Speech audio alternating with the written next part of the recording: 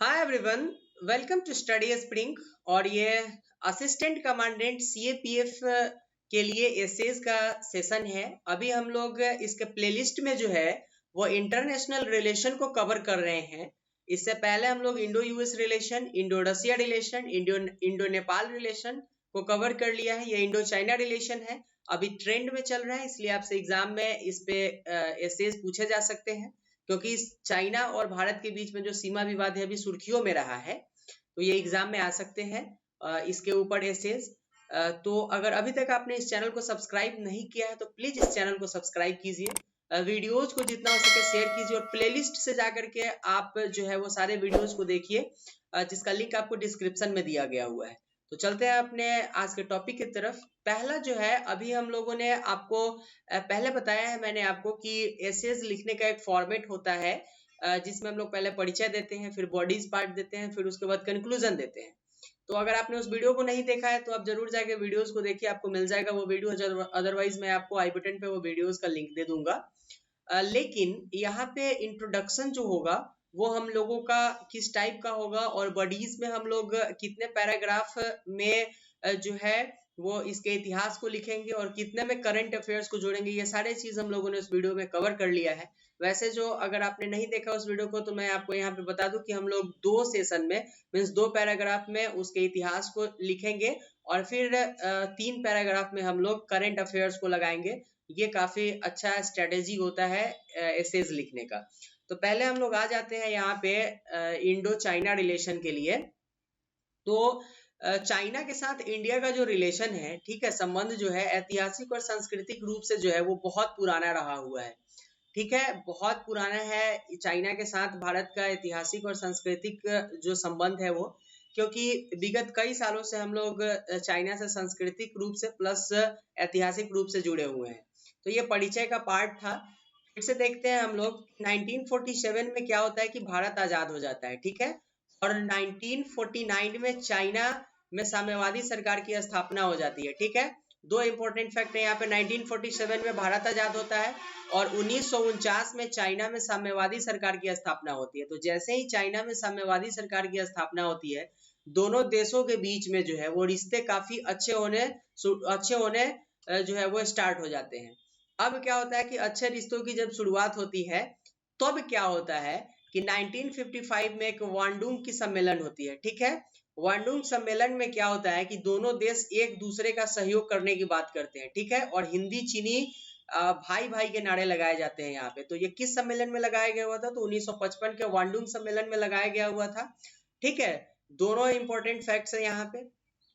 तो स्टार्टिंग हम लोगों का ऐसे होगा, भारत और चीन के रिश्ते ऐतिहासिक और सांस्कृतिक रूप से हजारों साल पुराने हैं। मैंने पहले भी आपको बताया कि एसेज लिखने के तरीके अलग अलग होते हैं, आपके पास थॉट्स आइडियाज बहुत होंगे, आप उसको अपने तरीके से लिखें। लेकिन मेरे फेसबुक चैनल पे मैंने आपको, फेसबुक पेज पे मैंने आपको पहले बताया, वहां से डायरेक्ट हम बात करते हैं, एक दूसरे से चैट करते हैं। तो वहां पे लोगों का जो मैसेज आता है, जो एस्पिरेंट का मैसेज आता है, वो बोलते हैं कि सर आप पूरे एसेज को लिख करके उसको डिस्क्राइब कीजिए, ज्यादा अच्छा रहेगा। उनके कहने पे ही मैंने मॉडर्न हिस्ट्री का सेशन स्टार्ट किया है, जो आपको यहाँ पे मिल रहे होंगे most expected MCQs modern history का सेशन। प्लस जो भी वहां से रिक्वेस्ट होता है मैं कोशिश करता हूँ कि उसको पूरा करूँ।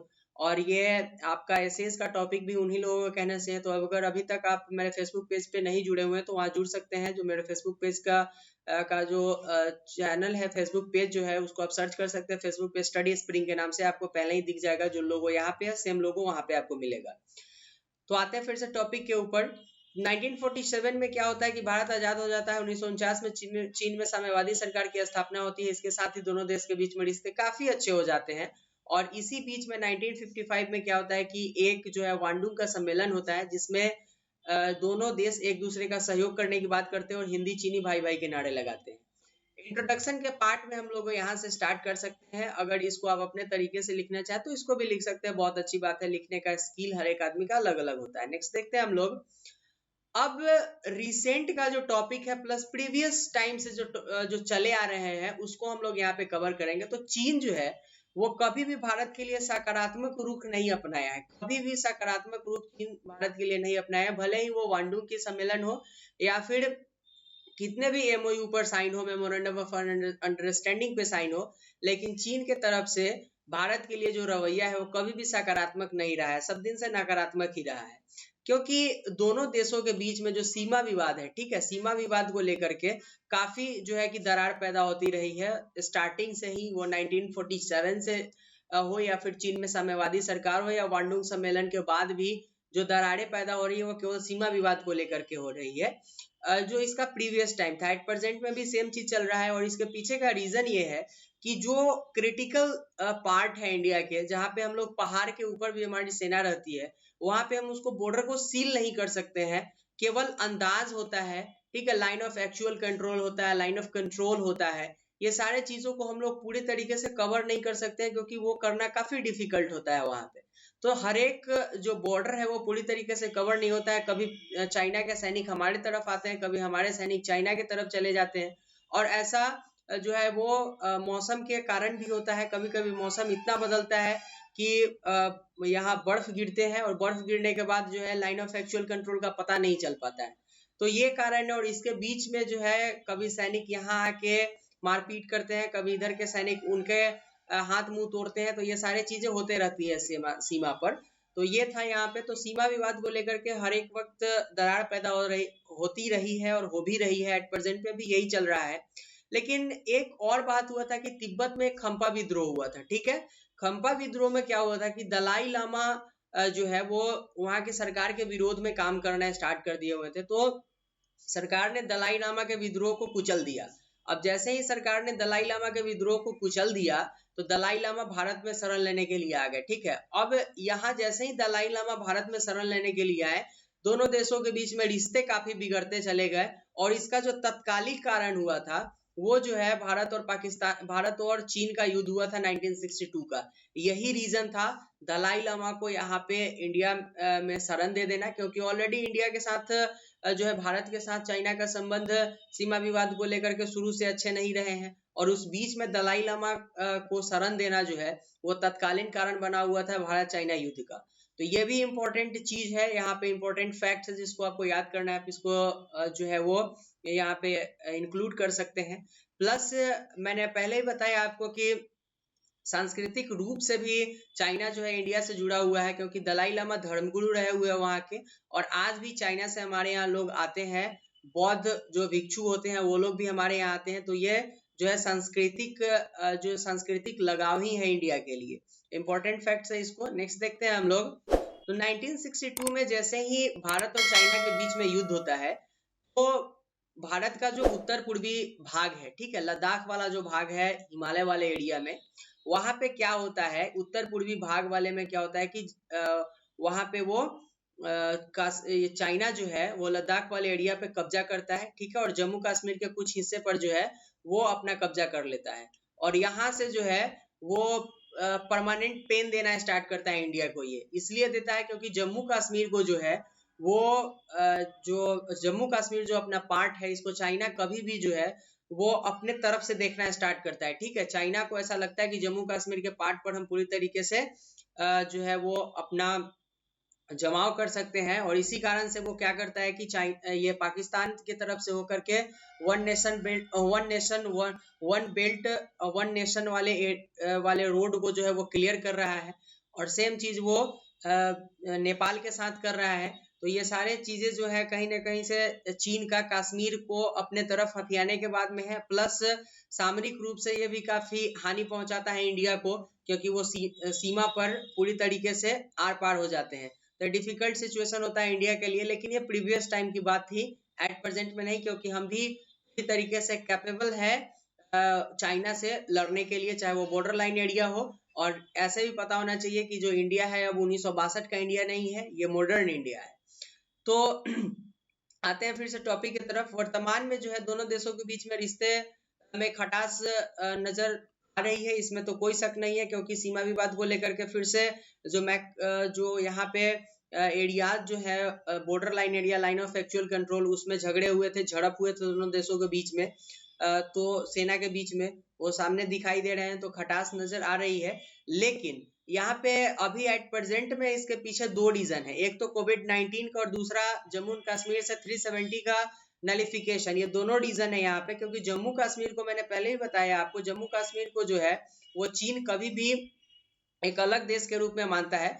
और इसका जो मेन रीजन है वो ये है कि चाइना जो है वो पाकिस्तान का बैकफुट पे बराबर सपोर्ट करता है, और चाइना बराबर चाहता है कि जैसे वो गिलगिट बाल्टिस्तान वाले एरिया को या फिर ऑक्साई चीन को जैसे वो हासिल करके रखा है, वैसे ही अगर वो पाक ऑक्युपाइड कश्मीर पाकिस्तान लेता है तो फिर चाइना उस पर हमला बोलेगा। तो इस कारण से जो है वो चाइना का नजर हमेशा ये जम्मू एंड कश्मीर के ऊपर पड़ा रहता था। तो अब जैसे ही 370 का नलिफिकेशन हुआ है, यहाँ पे 370 को हटा दिया गया अनुच्छेद को, तो अब चीन की नाराजगी सामने दिखाई देती है, ठीक है, और इसका वो खुलेआम विरोध भी किया हुआ था, ठीक है। तो ये फैक्ट्स है जिसको हम लोग करंट अफेयर्स में जोड़ेंगे।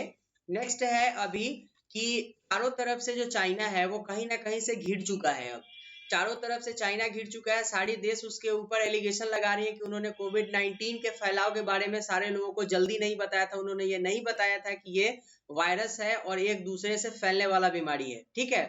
तो जैसे ही अभी पूरा देश कोविड-19 से, कोरोना वायरस से जूझ रहा है, तो यहाँ चाइना की गलती थी कि चाइना ने यहाँ पे कोई चीज क्लियर नहीं किया कोविड-19 को लेकर के। उसका वुहान सिटी जो था वो एपी सेंटर बन चुका था इसका, तो उन्होंने इसको क्लियर नहीं किया कि हमारे देश जो है वो पूरी तरीके से इसके जाल में फंस चुकी है कोविड-19 के, आप लोग सतर्क रहे। तो ऐसा कुछ उन्होंने नहीं किया, तो इसके ऊपर एलिगेशन लग रहे हैं।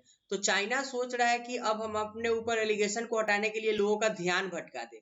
तो जैसे ही वो लोगों का ध्यान भटकाने के ऊपर उसका बात आता है, तो वो सीधे भारत के साथ जो है वो सीमा विवाद को लेके खड़ा हो जाता है और अपने सेना को भेजता है बॉर्डर पे, और फिर वहां पे वो मारपीट करवाता है और इसको इंटरनेशनल न्यूज का मामला बना देता है, ठीक है। ये भी इम्पोर्टेंट चीज है यहाँ पे, ठीक है। और दूसरी बात क्या है कि चीन जो है वो लद्दाख में अपनी जो सैन्य संख्या है उसको लगातार बढ़ा रहा है। इसको आप सैन्य कर लीजिएगा, ये मिस टाइपिंग है यहाँ पे, ठीक है, आप इसको सैन्य कर लीजिएगा। तो सैन्य संख्या जो है वो लद्दाख में वो अपनी बढ़ा रहा है, प्लस चीन सागर में भी वो अपना हस्तक्षेप करने लगा है, जिससे केवल इंडिया को ही नहीं घटा है बल्कि पूरे देश को घटा है वहां पे। तो ये भी इम्पोर्टेंट है जो आपका करंट में जुड़ेगा। दूसरी बात यह है कि मैंने पहले ही बताया कि जो चाइना का रुख है वो इंडिया की तरफ से कभी भी एक सार्थक रूप से नहीं रहा है, वो हर एक रूप से प्रभावित करना चाहता है इंडिया को। तो वो सिक्किम और अरुणाचल प्रदेश वाले जो एरिया है उस पे हर एक बार से अपना जो है वो हिस्सा उसको बताना स्टार्ट किया था, जहाँ पे हमारी एसएसबी काम करती है, ठीक है, सशस्त्र सीमा बल के लोग जो रहते हैं वहाँ पे, जो भी फौजें रहती हैं उसकी बात करते हैं, तो वहाँ पे उन्होंने बार बार जो है वो कुछ पार्ट को अपना हिस्सा बताने का कोशिश किया है। नेक्स्ट जो है अपना वो ब्रह्मपुत्र नदी जो है, उसके ब्रह्मपुत्र नदी की पानी इंडिया में आती है और ये जो है वो इंडिया में सिंचाई का एक बहुत बड़ा साधन है। तो चाइना की जो दो प्रोजेक्ट है, एक प्रोजेक्ट उसका वन नेशन वन बेल्ट वाली बात है, वन बेल्ट वन रोड वाली जो परियोजना है वो काफी डेंजरस है इंडिया के लिए, और दूसरा जो है वो ब्रह्मपुत्र नदी के बहाव को पूरी तरीके से मोड़ने वाला है। तो जैसे वो ब्रह्मपुत्र नदी के बहाव को मोड़ेगा, इंडिया में पानी आना कम होगा, सिंचाई जो है वो सिंचाई के साधन कम हो जाएंगे यहाँ पर। दूसरी बात है कि कुछ जमीन बंजर हो जाएंगे। तो ये जो है पॉलिटिकली रूप से इंडिया के ऊपर ये प्रेशर बना रहा है चाइना, जो काफी इंडिया के लिए चिंता का विषय है। तो ये सारे फैक्ट्स एंड फिगर्स है इंडिया चाइना रिलेशन के बारे में। तो जो हम लोग बॉडीज को कंप्लीट कर चुके हैं, लास्ट में उपसंहार जो आपका कंक्लूजन होगा वो आप खुद से यहाँ पे मेंशन कीजिएगा, और लास्ट में जो आपका वर्ड होगा उसको आप ऐसे यूज कर सकते हैं जो आपके एसेस को काफी अच्छा बनाएगा। जो ये सारे मैटर को अगर हम लोग ध्यान में रखें तो सीमा विवाद का अस्थायी रूप से अगर हम लोग हल निकालेंगे, ठीक है, तो ये कहीं ना कहीं से इस झगड़े का जो है वो खात्मा कर सकता है, केवल सीमा विवाद। बाकी हमारे जो यहाँ पे कोविड-19 के बाद से जो ट्रेड रहा हुआ है इंडिया के साथ चाइना का वो गिरा, प्लस हम लोग अभी जो है वो अपने स्वदेशी को अपनाने के ऊपर ज्यादा डिपेंडेंट है, लेकिन हमारे इंफ्रास्ट्रक्चर इतना आगे नहीं है कि हम लोग पूरी तरीके से इसको छोड़ ले। तो ट्रेड में भी बहुत ज्यादा अंतर आया है यहाँ पे, लेकिन ये सारे सेकेंडरी मैटर। एट प्रेजेंट में सीमा विवाद इसका मेन फैक्ट था, इसलिए हम लोग इसको कवर किए हैं यहाँ पे। बाकी जिस दिन हम लोगों को कवर करना होगा ये ट्रेड से रिलेटेड, उस दिन हम लोग ट्रेड वाले को कवर करेंगे। तो आज हम लोग भारत चीन संबंध और सीमा विवाद को कवर कर लिए आज के वीडियो में। लेकिन अगर अभी तक आपने चैनल को सब्सक्राइब नहीं किया तो प्लीज सब्सक्राइब कीजिए। आपको आपके सपोर्ट की इस चैनल को बहुत ज्यादा जरूरत है, क्योंकि आपके सपोर्ट से ये चैनल ग्रो करेगा। तो आज के वीडियो के लिए इतना ही था फ्रेंड्स, मिलते हैं नेक्स्ट वीडियो में। Thank you and good.